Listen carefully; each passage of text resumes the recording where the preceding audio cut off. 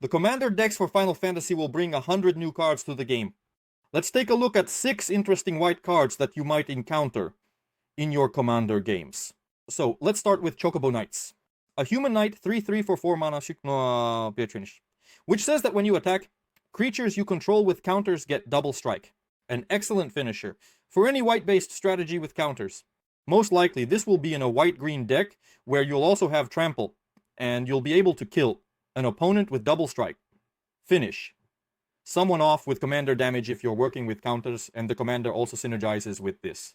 Next is Cloud's Limit Break, an instant where you have to choose one of 3 modes. Any modal spell is cool.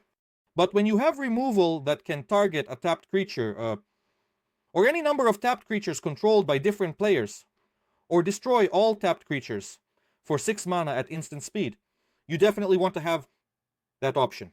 And that's a really cool option that you'll encounter more than once. Next is Protection Magic, a small instant for 2 mana that says to put a shield counter on up to 3 target creatures.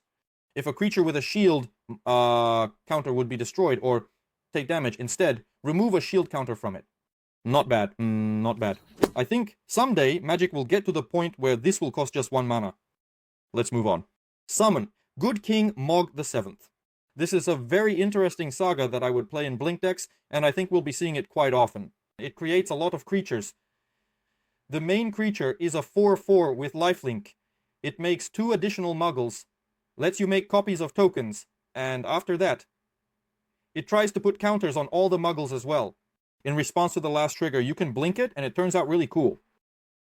Tataru Taru is a small legendary dwarf advisor for 2 mana. 1 generic and 1 white, 0 power and 3 toughness. When it enters the battlefield, you draw a card, and a target opponent may also draw a card, and it keeps track of opponents. If an opponent draws a card not on their own turn, we create tapped treasure tokens. Money is always good.